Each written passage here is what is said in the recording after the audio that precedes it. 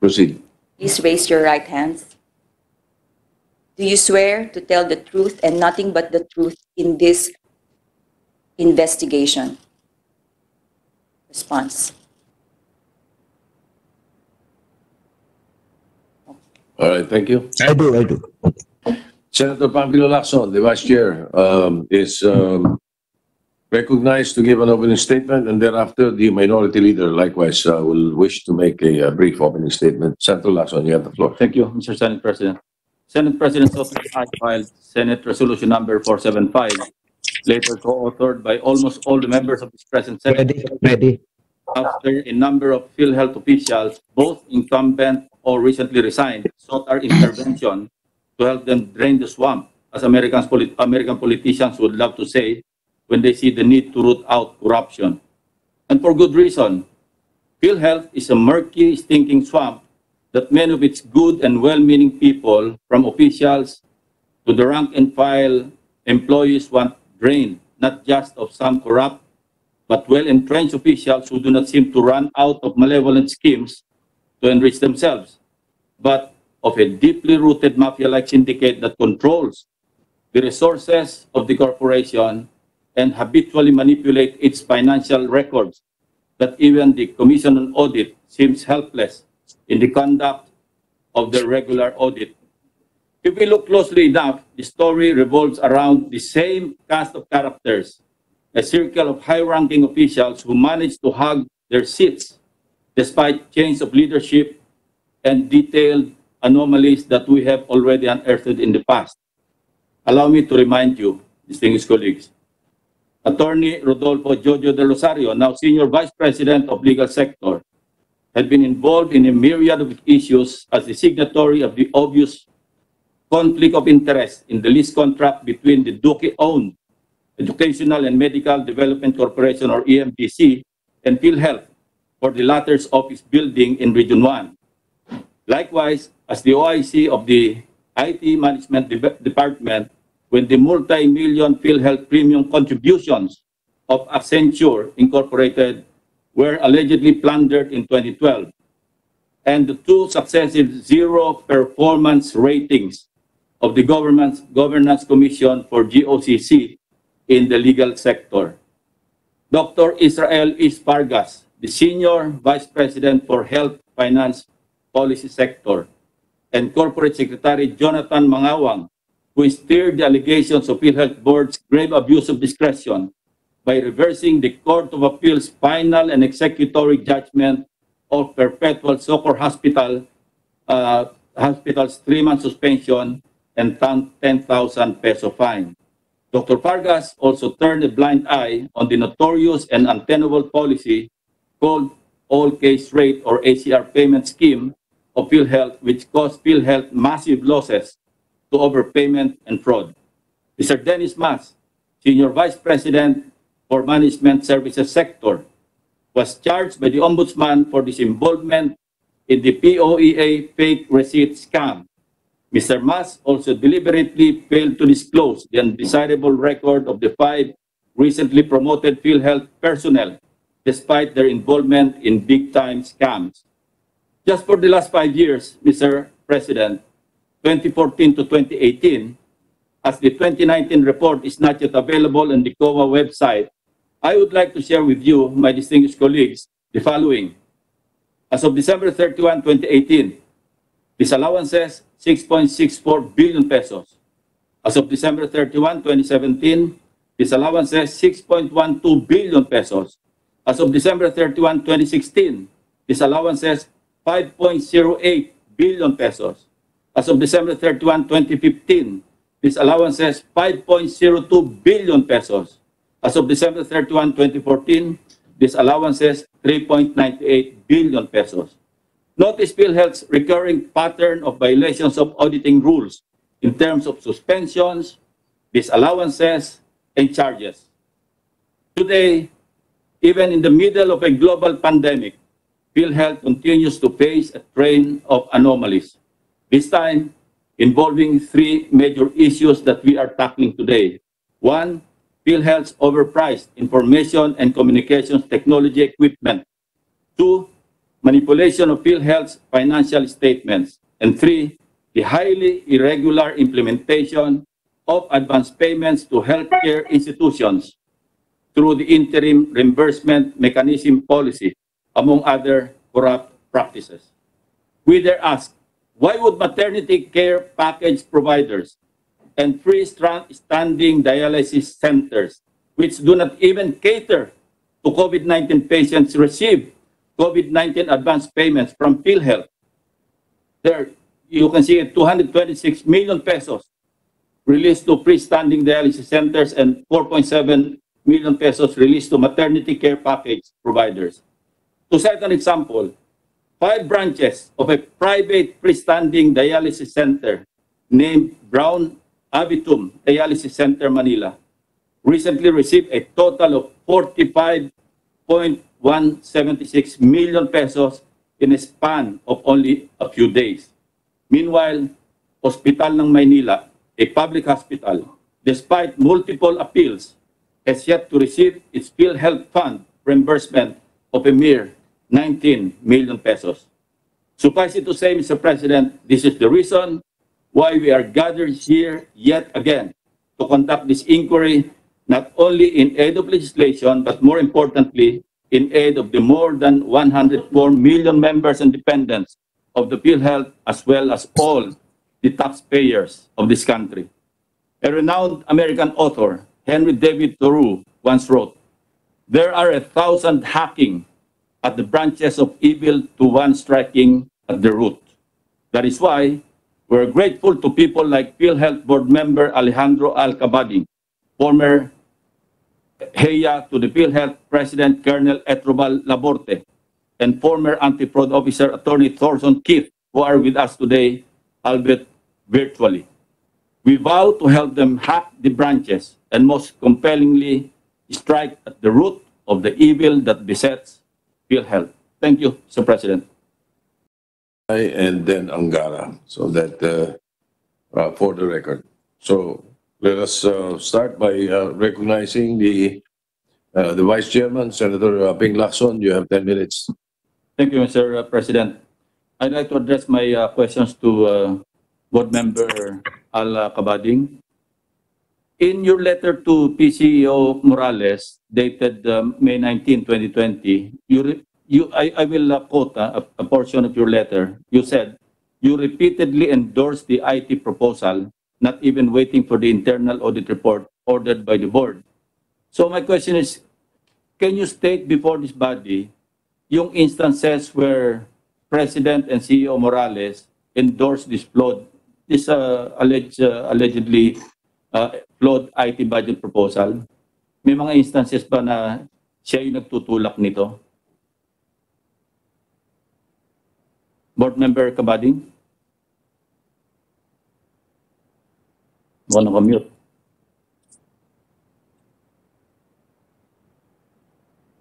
Yes, yes. Yeah, what can you mention before this body kung ano yung instances when PCO Morales repeatedly endorsed this apparently flawed IT proposal, yung budget? Yeah, aside from the very yung clear na talaga na nandun yung dokumentong endorse is during the April 23, 2020 regular board meeting. Ang amount pina-endorse niya, mayroon siyang naka-attach na endorsement doon, 750 million. Pero actually, sa record, hindi 750 million eh. Yung hiningi niya is 776 million.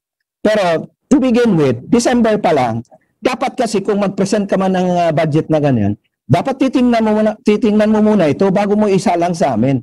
On last December 15, we were giving him the benefit of the doubt. Sabi ko, ano ba to? Hindi ba dapat tinitingnan ito bago isalang sa amin? Ano mangyayari sa atin dyan pagka pinirmahan natin yan? Anyway, pangalawa niyan ay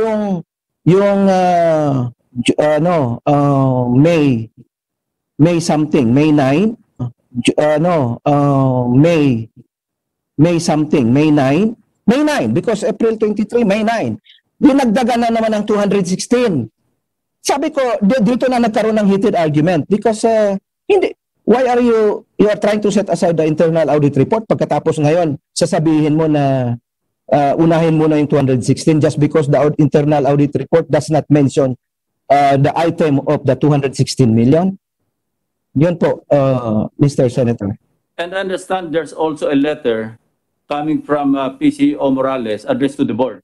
Would you confirm this, General Morales? I think this is dated. This is about the board meeting held last May 14, 2020. Sumulat po kayo doon sa board at you acknowledge the fact that there were apparent irregularities in the budget proposal ng IT. May I see a copy of this letter, Senator, please? Is this, Yes. Yes, there is a copy plus on the board. Merong portion dyan na ina-acknowledge ninyo na meron talagang apparent irregularities in the IT budget proposal. Shouldn't that be reason enough para itigil na yung pag-endorse ng budget for the IT as PCO? And instead, order investigation or further inquiry as to the proposal, budget proposal. can I have a legible copy of this letter, Senator, so that I can... But this is your letter to the board, eh? I have many letters to the board. No, this is dated 15 May 2020.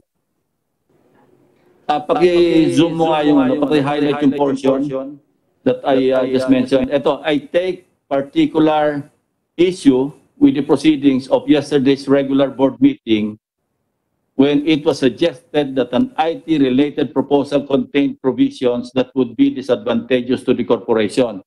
So, in-acknowledge ninyo na merong issue.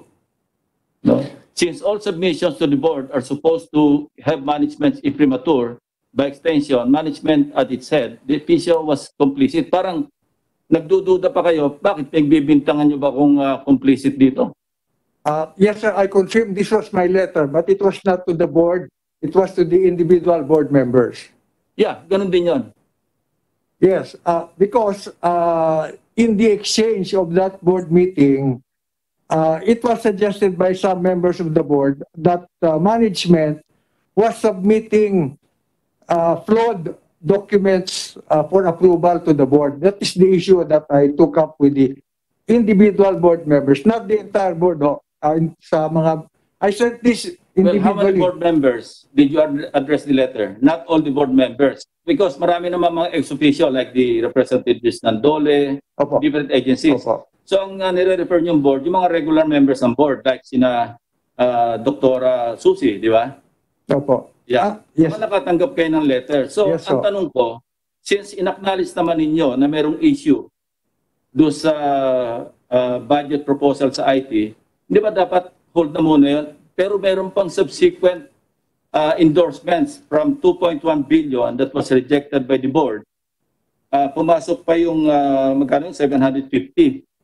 And then meron pang 328. Bakit persistent pa rin yung and at what point, I would like to ask Dr. Mercado to confirm or deny this, na at one point, nung pinasok yung 328, dahil ang sinabi ninyo, at least si Ms. Argona, magkukulaps yung IT system pag hindi nyo in-approve. Because ang na-approve lamang yung i-minove, yung motion ni Mr. Cabading na 25 million. And then, subsequently, there was a supplemental budget, 328, na ang sinabi ng ninyo sa board, I was referring to Ms. Aragona, magkukulaps yung IT system. So, si Dr. Mercado, nakapag-comment na para naman yatang binablockmail na itong board. Would you confirm that, Dr. Susi? Thank you very much, Senator Lacson.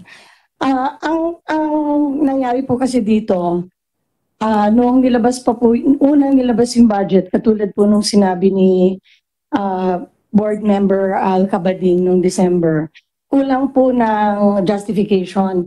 Hindi po namin masikmura na ipapasa namin ang budget na yon dahil hindi po ma-explica ng mabuti kung saan pupunta yung pera. Malaking pera po 2.1 billion.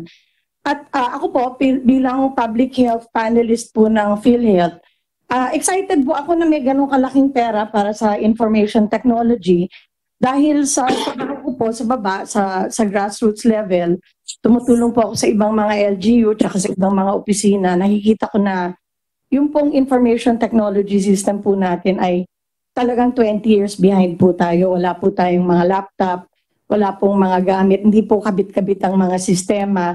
So kung ikaw po ay isang pasyente, palaging bago ang record mo. No? So sabi ko magandang pagkakataon nito. Nagulat lang ako na nung humingi na kami ng mga eksplanasyon tungkol sa ano ang paggastos nung 2.1 billion na napakalaking pera nga, ay lagi pong hindi tama ang hindi sapat ang naisasagot. Ngayon, ang ginawa po hindi ko matiyak kung yung audit committee or yung finance committee nagpagawa po ng audit, yung pong internal audit na nasa inyo. Nung ito po ay papag-usapan na sa board, dinelay po. So nagtataka po kami kung bakit hindi ito priority. Sa halip na pag-usapan yung audit report para kwentas klaras, maayos natin, ang nangyari ay humihingi pa sila ng pera ulit. Supplemental. Yes. So ang sinabi po sa amin nung unang panahon na yon, nung mga March, ay kung hindi po, meron po silang mga hindi natapos na kontrata noong 2019 na kung hindi po maaaprobahan ang budget ng supplemental budget, ay titiklop po ang IT system ng PhilHealth. So ang board po, ang pakiramdam pag hindi namin inaprobahan itong 328 million from the 2019 budget, na dapat nagastos na nila yun, uulit na naman daw sila ng bidding process. So ito po ay inilapit sa DBM at sinabi, pwedeng mag-supplemental budget. So meron pong na-release na pondo para dun sa isang project ng 2019. Iba po yun sa 2.1 billion na hinihingi for 2020. So ang nangyari po dyan, nung itong mga panahon na to, medyo mainit na po ang usapin namin sa board kasi frustrated po kami na hindi po tinatalakay yung audit report. Sa halip, ibang pinag-uusapan. At bukod pa doon, humingi pa ng karagdagang pondo. So yun po ang frustration namin sa board. So, Ms. Aragona, bakit ayaw niyong itakil yung audit report? Importante yon before the board would approve the budget proposal. Kasi hindi sila mag-approve, pwede sila sumabit. So, kindly explain or respond to the statement made by Al-Kabading and Dr. Asusi. Yung decision about not to tackle the audit, it was not from me, sir, during the time not to tackle So, sino? the audit report. Sino? I think it was Corsec. Opo,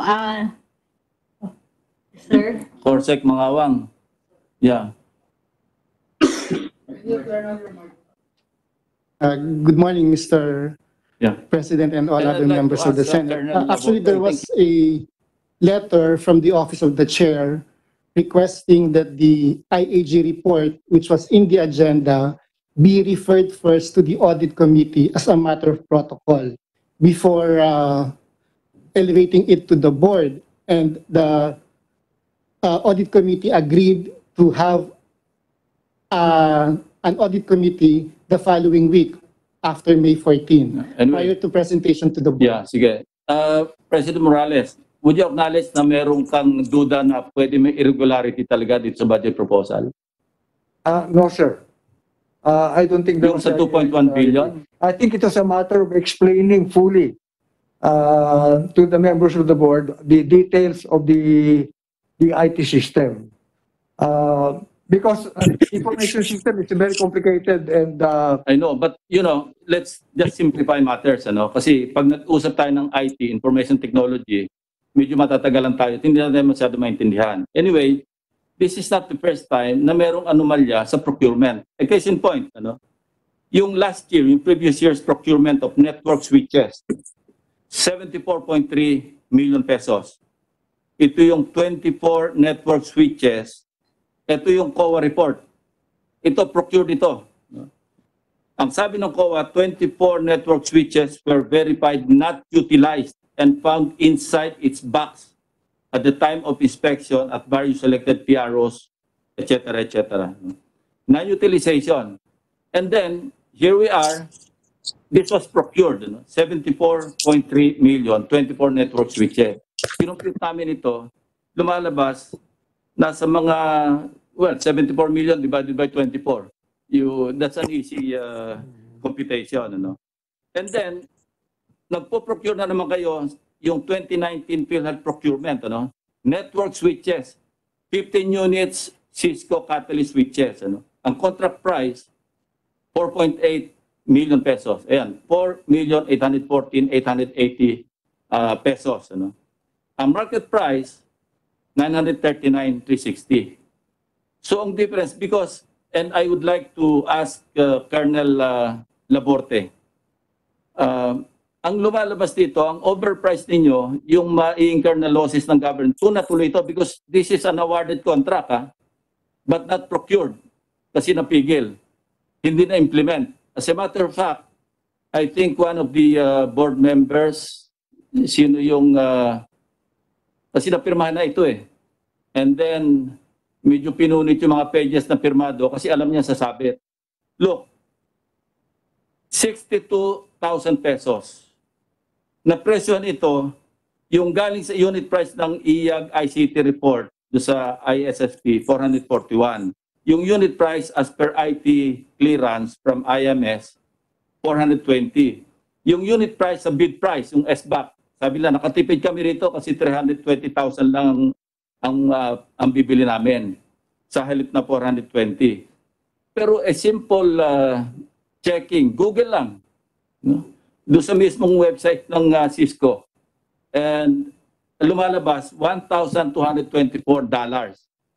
I-51 to 1 mo na lang yung exchange rate. That's roughly 62,000 pesos. So, nanakawa na naman yung gobyerno, yung pera ng PhilHealth, in the amount of 3.8 million pesos. Alam mo, masyadong blatant, masyadong brazen. Hubris ang tawag dito. Na ganitong kalaki yung overprice, hindi na natatakot na mabubuko. Alam nyo, yung here and there, 5%, 10%, pero siguro ipikit na natin yung hindi lang isang mata, siguro dalawang mata, pero my God, 3.8. Tapos hindi pa yon, nakabox pa yung 24 units, magpo-procure pa uli ng 15 units. Saan gagamitin? Nakabox pa nga, sabi ng COA as of January 31, 2020, nakabox. Ito naman procurement na ito, August, I think 20 of 2019. Kasi kung nakabox ito ng January 31, 2020, nakabox pa rin ito ng August 20, 2019. So this is not the first time that an IT equipment procurement is fraught with anomaly. So, rightly so, yung board, medyo alanganin sila. Kasi pwede rin sila makulong kung sakaling pipirma sila because pag pirma mo dyan, nandyan ang signature mo. And that's the reason why nakalimutan ko lang yung pangalan ng nagpirma do sa award. And then he or she was very, was just being careful to punitin yung, I think 6 pages yun kasi nakapirma siya doon. Kasi pagka nakalusot yun, sasabit siya doon. And I'd like to ask Colonel Laborte, I think he's knowledgeable on this issue, about this issue. Colonel Laborte. Colonel Bal, are you there?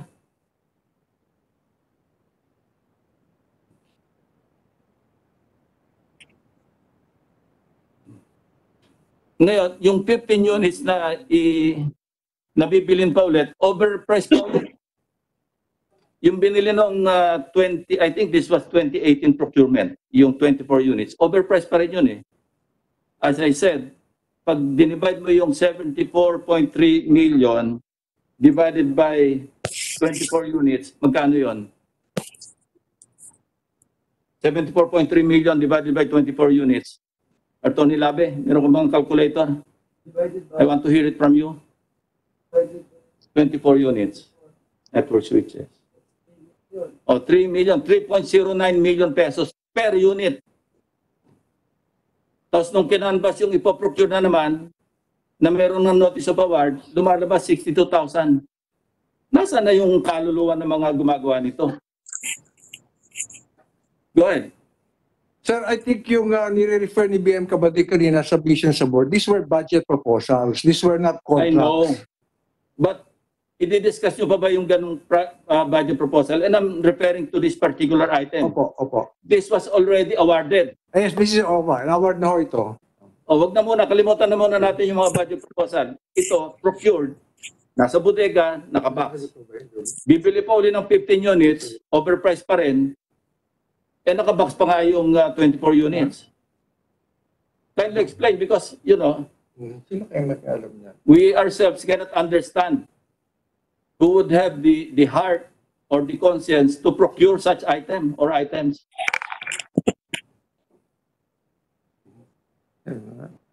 Oh, wala na makasagot. Sir, yung mga items kasi if it's okay to be given kung ano yun so that we can explain also. Record nyo ito eh. Po? Ito sa inyo nang galing ito. Yes Sa po, may PhilHealth. mga... Huwag mong hingin sa akin kasi kayo nagbigay sa akin ito. Ah? Hindi ikaw. Hindi ako. Pero PhilHealth ang nagbigay sa akin ito. Kaya huwag mo kong hingan sa inyo galing ito. Sige po, sino po nagbigay? I will tell you, but galing sa PhilHealth because these are official documents. Sige po, Even the COA report. Ito maliwanag. Meron niyang... Anyway, kindly explain. Colonel Laporte, we want to hear from you. Colonel Laborte is not logged in right now, but Attorney Kit would like to respond Yeah, please, to your question. Attorney So, Attorney Kit, you are recognized. Sir, yung tanong po sir ni Senator Lacson sir na yung pumunit po dun sa 6 na pages sir, si Brigadier General Augustus Boy Divilla po sir, siya po ang pumunit doon sir kasi alam niya po na anomalya yun sir. So pinunit niya po yun sir sa harap naming dalawa ni Colonel Balaborti sir. Divilla, kindly respond. Did you actually... Sir, noon time sir wala po ako natandang pinot. Pero tinago ko po kasi I was informed by Colonel Laborte na mataas nga raw daw sir yung presyo. Sila mataas, sobrang taas. Opo. So sabi ko, ay pag ganyan, medyo malabo yan. Kasi yun nga sir, yung in my 30 years of military service in the military medical officer po ako. Napakaingat ko po kasi sa ganyan sir, lalo yung procurement. I never allow that. So sabi ko, ay dapat tanggalin. Tsaka hindi ko pa naman time nung binibidding yan. I'm only 9 months in PhilHealth sir. Can you produce those documents? Kasi sabi mo, hindi mo naman pinunit, itinago mo. So where is it now? Sir, I believe it's still existing, pero hindi ko na pumatanda kung nasa sir. No. Sir. Hindi pwedeng ganyan sagot. Opo, sir. Yes, sir, I will try to find out, sir. But siguro, sir, baka na kasi every morning, Attorney Kit Torson, and Monday to Friday, sir, parating nasa office ko Would yan. you like the committee of the whole to issue a subpoena? So you'll be compelled to submit Yes, sir. the document to the committee. Okay. Yes, sir. I so move, Mr. President, Sir, that the document mentioned should be submitted to this committee. All right, hearing no objection, the Senate Secretariat will issue a subpoena to Sistecom yes, sir. for the documents mentioned. You may proceed. By the way, Senator Lacson, you're 18 seconds to go, but Senator Lapid is giving you his 5 minutes. So you may continue. Bakit 5 lang? Anyway, thank you, Mr. President. Moving on, IRM. Merong listahan ng mga hospitals. I think there was an issue circular number 2020-0007. Ang mother or yung reference, yung parang progeny, sabihin natin, yung pinanggalingan ng, I don't know if it's the right term, but yung pinanggalingan dokumento doon, several issuances. Yung sinasabi, pagka yung fortuitous events ang sakop, like nung nagkaroon ng Undoy, merong similar issuance, PhilHealth circular din, ibang number, ibang series. And again, during the Marawi siege, nag-issue rin. Now, ang talagang intent ng interim reimbursement mechanism, it is a special privilege for the provision of substantial aid to an eligible HCI healthcare institution directly hit by a fortuitous event with a clear and apparent intent to continuously operate para ma-rebuild, para hindi ma-hamper yung kanilang operation, binibigyan ng interim reimbursement under the IRM mechanism or policy, binibigyan ng pera. But eventually, when you issued 2020 circular number 2020-0007, ito na yung COVID-19. Bakit parang nag-deviate dun sa intent ng IRM? Parang nasama na yung COVID patient. Wala dun eh. Rebuilding their critically damaged healthcare system na yung lumabas. Samantalang calamity, Marawi Sage, man-made or natural, yung intent. Kindly explain why you deviated from the original intent of that circular.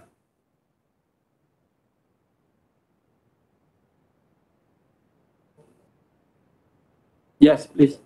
Yes, Mr. President, Senator Lacson.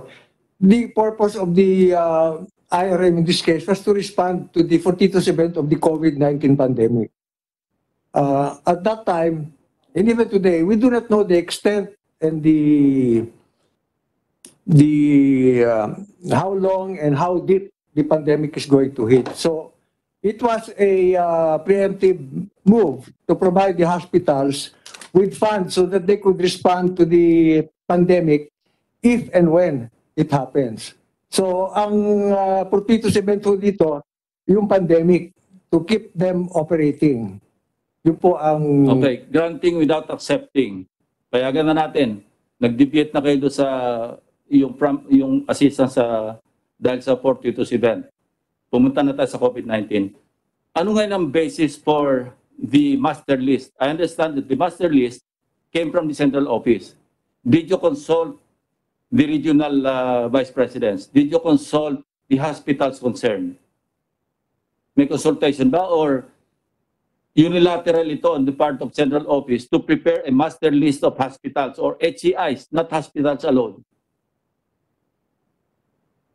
Initially, we work with the master list. Everybody, level 1, 2, 3 hospitals, those who were COVID capable. In other words, they have the isolation wards, they have the equipment to treat COVID. And then later on, we scaled it back because we found out that yung incidence ng COVID, merong home clustering. So we limited it doon sa mga areas na mataas ang incidence. But during the initial phase na hindi natin alam kung saan tatama ang COVID, marami yung hospitals ang nakakuha ng IRM. Ngunit ang sinigurado ho namin na bawat province, city o region, yung mga referral hospitals at yung mga clinics ay makakatanggap ho ng IRM. Ngayon meron ho mga areas na because mabibilis yung kanilang administrative efficiency, na process ho nila yung kanilang IRM transaction. Habang yung iba ho, it took some time. So yun ho ang dahilan kung bakit hindi nagkasabay-sabay. Itong PhilHealth Circular 0007 2020 series, kailan nag-take effect ito?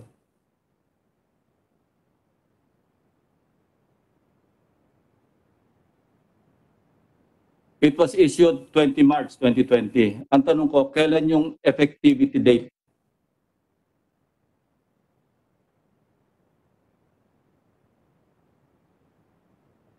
O kailan na-disseminate? Kailan na-release? I understand, for every issuance, merong karugtong ito, just like the law that we passed. Merong IRR. Ang tawag sa inyo rito, SOP. So when did the SOP take effect? We will check our records. Please. In the meantime, habang kina-check yung records, ang sabi nyo kanina, COVID capable. Di ba? Meaning, merong facilities to admit COVID patients. I will show you your releases. Yung na-mention ko sa opening statement ko. Brown Abitum Dialysis Center, Manila. There are 5 branches. Kindly flash it on the screen. There are 5 branches, 1 in Tondo, 2 in Quezon City, 2 in Tondo, 1 in Baguio City. Look, 45 million pesos released in a matter of, MOA received date April 15. By April 23, nag-release na kayo ng 15 million. Dialysis center. Kinunan namin sa website, tinignan namin yung picture, ni walang kama. Puro upuan. Ba't kayo mag-release ng 15 million? Sinong COVID patient na pupunta rin? And as a matter of protocol, and I think Dr. Mercado knows this, pagka-dialysis center, hindi pwedeng tumanggap ng COVID-19 patient. Is that correct? Yes, sir. Oh, paano kayo magre-release ng 15.8? What is the justification in releasing 15.8 million pesos to HCI B. Brown, Abitum Philippines Incorporated? At saka Suki, look, ang total 45 million. Can you explain how this happened? Opo. Nilapitan ho kami ng Nephrology Association. And they appealed to us that they were turning away patients because they were running short of funds. And sabi nila, many of their patients were already, some of them were already dying. This is what they told us. And there were several appeals to us from not only from... yeah, but they're not covered by IRM. Opo. No, initially po. Kasi in-stress na natin yung fortuitous event. Sabi ko, granting without accepting. Na sige, payagan na natin COVID-19, pandemic. Dialysis na ito eh. Opo. How long, Dr. Susi, gaano ba katagal magpa-dialysis? Matagal po eh. It could yeah. take years. No, I mean one visit. One visit, a few hours. A few hours. Ito, nag-MOA ng April 15. So April 23, na-release yung 15 million. Don't tell me. Ganyan karami yung dialysis ninyo. Magkano isang dialysis treatment? 2,500? 3,000? Now, how can you justify 15.8 million released? Now, I want to find out who was responsible for releasing. Anong level ba ng authority to release funds under the IRM? I think it's at my level po. Your level. So you release this? Opo. Oh, kindly explain why you release 15 million. Because they appealed to us that their patients needed to be taken care of. We have about 50,000 dialysis patients. No, we're not dealing with dialysis. We're talking of COVID-19. Opo. But they said that these are people with comorbidities. Anak ng baka. Look, okay. Iwanan natin muna itong dialysis center. Maternity care provider. Ito yung after birth na ito, Dr. Susi, di ba? Kasi pagka yung maternity care provider, nakapanganak na. Pwede sir na manganganak pa lang. Okay. Sabihin na natin ang anak. 226 million pesos. IRM releases as of June 9, 2020. Napakasuswerte naman nila lang nitong maternity care package na ito na providers na, you know, 226 million, and you also cost the release of this amount? Why? Because 226 million. And yet, Hospital ng Maynila, appeal sa inyo, public hospital, 19 million lang sinisingil. Hanggang ngayon hindi nyo binabayaran. Punong-puno na sila dun. I talked to the city administrator. I asked him, meron na reimburse na ba kayo, nabayaran na kayo? Kasi I read in I think it's a news article, merong human interest story doon. Naglalakad yung buong hallway, puro may COVID. Natatakot yung healthcare worker. Puno na raw. Wala siya magawa kasi kailangan i-treat niya. And yet, hindi nyo nare-reimburse. Despite so many appeals. My time is up, Mr. President. I'll just do my second round later. Sir, yeah, please answer. According to our Yes, records, answer. we released to the Hospital Manila June 23, 19.3 million. Well, you better check your records because I just asked Mr. Cesar Chavez from the Office of the Mayor, and he submitted to me the report only last night. We'll have to check off because according to our Anyway, records, kindly, June we 23. go back to the question, maternity care provider. Bakit re-releasean ng 226 million pesos? Well, they also appeal to us, So lahat ng nag-a-appeal, binibigyan nyo ng pera. Hindi ho lahat, hindi ho lahat. O kaya nga, anong basis? The basis of need po. They are operating. Yeah. You have, Senator Lapid is giving up all his time to you. He has 3 minutes and 47 seconds left. Senator Lacson, you may continue. Thank you, Senator Lapid. Yeah, please kindly explain fully and try to convince us that this is, this is proper and legal. You have the floor. Yes, sir. We have about 8,500 healthcare facilities all over the country. And these are accredited with PhilHealth, and they service our members. Now, under the COVID-19, we initially said that we will only focus on those that are COVID capable. But initially, the board approved about 27 billion, but they did not specify which facility would be covered by this. We started though with the levels 2, 3, 2, 3, 1 hospitals, and eventually we began to get a lot of requests from the dialysis clinics and the maternity clinics for releases, because according to them, they would be turning away their patients if we could not provide them this relief, which was the IRM. It should be under another program. Ang pag-usapan natin, IRM. Pag sinabing IRM, COVID patients, ito pag-usapan natin. Huwag mo sabihin na nag-appeal kasi tina-turn away ng pasyente, wala silang pera. Ibang program yan, huwag sa IRM. Under the fund. Meron naman kayo ibang program para dyan. Bakit sa IRM nyo charge? Refer to our EVP, Mr. Jesus. Mr. President, Senator Lacson, ang purpose po ng IRM and the way it was designed is to respond to the pandemic, in this case nationwide, and it affects not just the level 1, 2, 3 hospital, pati na po yung ibang klase ng facilities, including maternity care at saka yung mga dialysis. Kasi po, ang role po namin is to provide funds. Kalimutan muna po natin na may pandemic under normal circumstances. Ayan po ang papel ng PhilHealth. Ngayon, pagka po ang buong bansa ay naapektuhan, napansin niyo naman po ang ospital at ang mga staff nila hindi po makakapunta sa ospital ang kompletong staff para mag-submit po ng kanilang mga dokumento para maproseso po ng PhilHealth para mabayaran.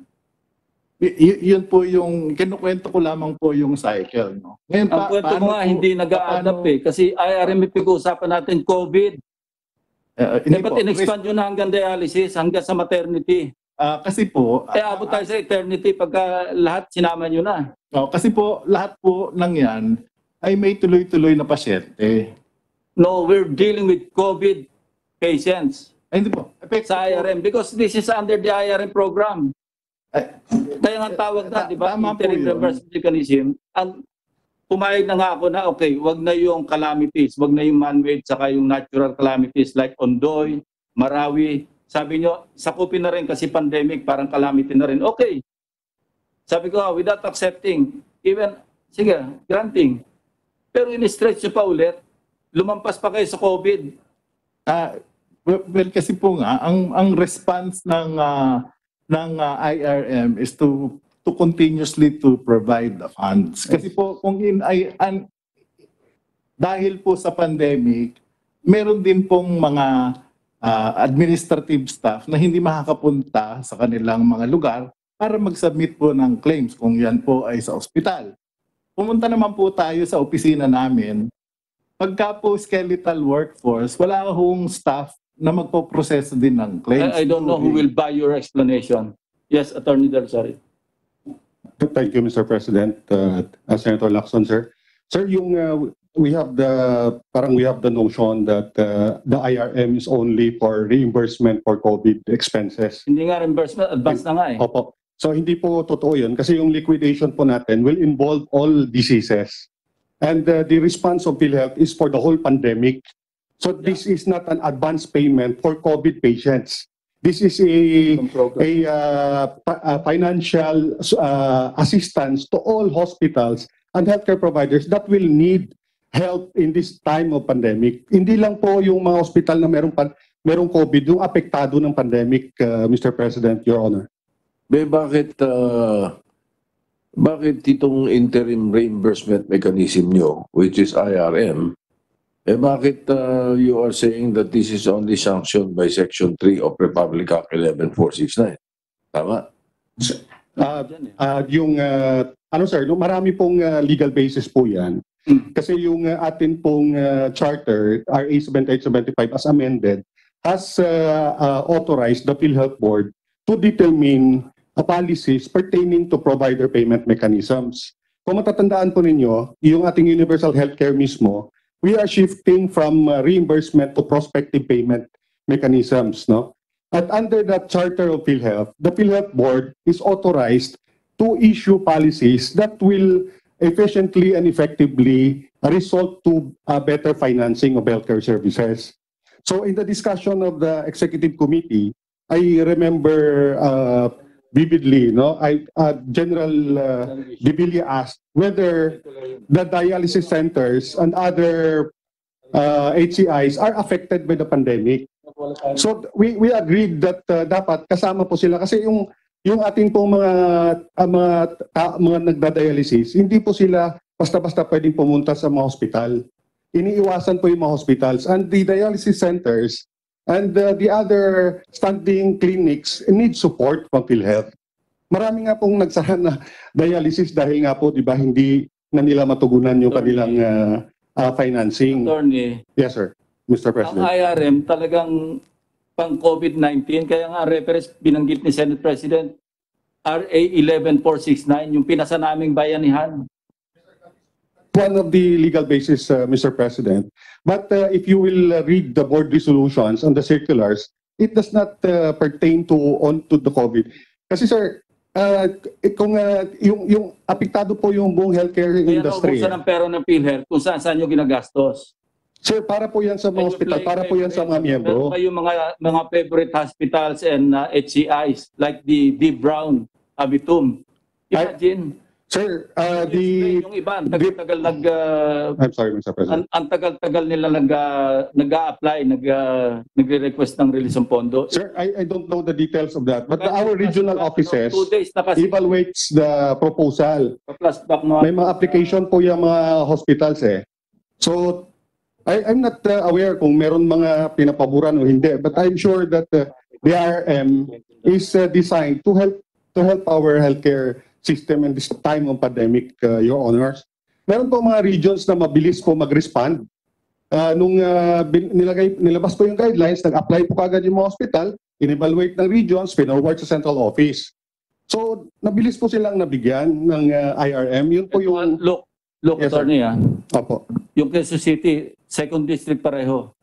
Nakasingil sila ng isang 8.9 at saka isang 5.3 million Parehong date yung MOA, parehong date yung release. Hindi ba sindikato yan?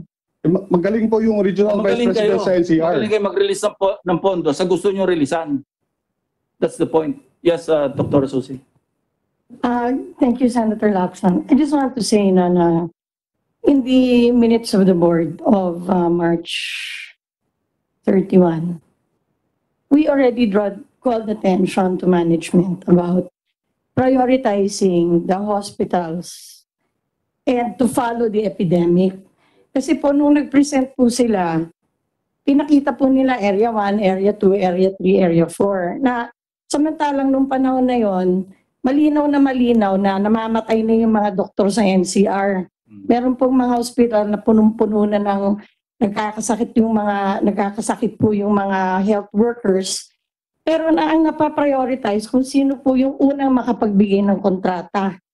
So, nagsuggest pa kami noon na And the issue was, parang wala masyadong tao sa PhilHealth daw kasi because of the pandemic. I even suggested that we get volunteer accountants or business students to help those big hospitals process their IRM contract.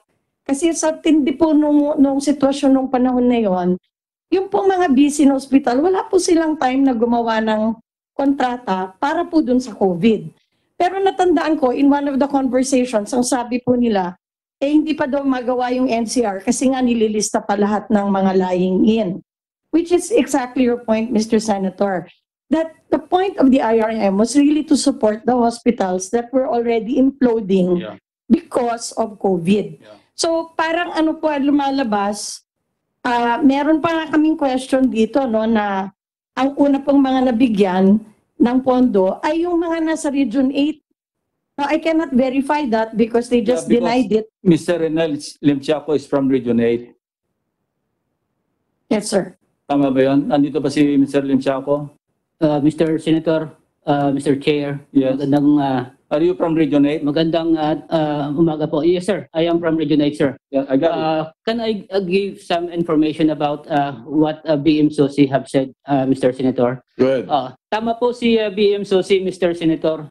It was discussed and based on the guidance ng board po during the time that nagprepresenta po tayo ng report ng IRM sa ating board, ay tinugunan po ng management through our President and CEO Morales. Sa katunayan po, ang ating IRM release as of July 31 po ay 14.97 billion. Ang 29% of which po ay nasa NCR Central, NCR North, and NCR South. So that's 29 billion po ang nai-release. Doon din po sa one of the areas na pinaprioritize po dahil sa initially marami ang natamaan po, ang Region 4A at saka Region 4B. That's 13% po. And ang Region 3 po, of is composed of our branch 3A and then 3B, na 13% po of the total IRM release po. So doon po sa sinabi ni BM Mercado po, yun po ang sinundan po ni President Morales kung saan po ilalagay yung mga pundo po natin. Salamat po. All right. Senator Lacson, is there anything else we would like to recognize? Well, first, Dr. Susie. I just want to say no, na at that meeting we said, you can prioritize in 3 ways. Unahin po na natin yung pinakamalalaking mga hospital na humahawak ng COVID. Yun ang category 1. Category 2, yung mga hospital na nag-handle ng COVID pero hindi gano'ng kalaki. At yung category 3, yung mga facility na baka magkaroon ng COVID. So, tama po yung kay Senator Lacson na ito po ay talagang, it was really meant for COVID response. Mr. also- Chair, Yes. No, additional information po. Tama po ang sinabi ni BM Susi po. Ang release po natin ng IRM po ay nakakonsentrate po sa level 3 hospitals. Level 3, that's 50% po, 7.458 billion po ang na-release sa kanila. Followed po ng level 2 hospital, that's 29% po of the total amount. And followed po ng level 1 hospital, that's 2.7 billion po, Your Honor. Thank you po. Yes, the lady beside Dr. Susie says, I cannot read the name. Sorry. Adwa? I'm Brigadier General Marlene R. Padua, sir. And I just want to comment on the IRM regarding providing funds for other cases aside from COVID. Now, I remember that the application of the IRM approved by PhilHealth Board by reason of the COVID-19 pandemic is not limited to benefits claims arising from the said disease, but all other inpatient, outpatient, and other PhilHealth packages as provided under the PhilHealth Circular 2020-007. I think it's in section letter F. Attorney Mangawang, can you read it? Kasi nandun sir eh. Kasi we anticipated that patients throughout the country in times of pandemic will not only be afflicted with COVID, marami hong sakit. And many of these are really very, ang tawag natin ay those under the Z packages, talagang yung mga cancer, merong those who are yung mga cardiovascular diseases na talagang mahihirapan sila. And this will also explain or rationalize why funds were released to areas even with low counts in cases of COVID. Kasi ina-anticipate natin, hindi lang naman COVID ang tinitignan natin. Actually, if we talk about like diseases now in the country, ang tinitignan lang natin ngayon ay yung COVID. Pero actually, kung titignan yung statistics, marami yung namamatay sa tuberculosis, sa other diseases. Pero number one, tuberculosis po. Kasi yan po ang natatandaan ko, that were communicated by the communities, the different communities. Kaya in-anticipate na rin namin, I remember in our board meetings also, that these were discussed. Kailangan, we should also include, I think, B.M. Mercado, you're the one who said that also, na dapat mag-release din tayo ng funds for the non-accredited, the private, yung government, even yung mga small clinics. Kasi ang transport ho natin ay limited. Paano ho yung ibang tao who are not, who do not have access to the tertiary hospital or the hospitals that are accredited? Saan ho sila pupunta? Siyempre ho, doon sa pinakamalapit na hospital. Ganun po ang pagkaintindi ko when we were discussing all this during our conferences. Kaya kailangan mabigyan din lahat ng hospitals throughout the country. And I think that is in consonance with the... You are a board member, General Padua? Yes, Senator, the Honorable Senate President. Opo. All right, thank you, General. Kaya yun po ang pagkakaintindi ko.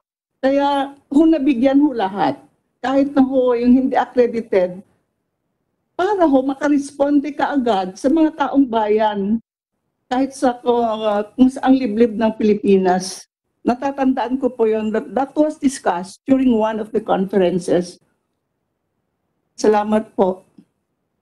The point is, medyo may mga sobra-sobra talaga eh. Anyway, General Morales, you were raising your hand. The board ho approved 27 billion for IRM. We have only released a little below 15 billion. So nirendaan ho namin ang release nung nakita namin na mayroon palang clustering yung incidents ng COVID. So we held on to some of the funds ho. Yes. Thank you, Mr. President. In addition po sa sinabi ni BM Padua at saka ni President Morales po, yung IRM po natin ay nailabas po ano. And sa katunayan po, yung benefit payment po natin na sa regular na pag-process ng claims po, Mr. Chair, Your Honors. January po ay lumabas, benefit payment natin po ay 10.1 billion, 10.7 billion ng February. March po ay 8.9 billion. April po, ang ating regular benefit payment ay 4.3. May po ay 5.1 billion. Ganun po, bumaba po yung pag-process ng claim din pati ng ating korporasyon dahil sa apektado din po yung ating opisina sa pag-process ng claims, yung ating mga regional offices po. That's the reason why po ang ating mga facilities nationwide, hindi lamang po apektado yung nag-accept ng mga COVID cases, but lahat po sila ay apektado pati po. That's the reason why in proposition po ni PCO Morales yung IRM po natin. Maraming salamat po. All right. Before Senator Lacson still has 2 minutes and 6 seconds, but he's suspending his interpolations. And just before I recognize Senator Tolentino, I just want to find out from Dr. Susi. I heard you resigned. You resigned from PhilHealth. Humingi po ako ng non-renewal po of my contract. I started in December, and for family reasons, there's something I need to attend to na full attention po. By the end of May, I already sent in my request for non-renewal of my contract. You answered my second question, which is why. All right, thank you. Thank you, sir. All right. Senator Francis Tolentino, you have 10 minutes.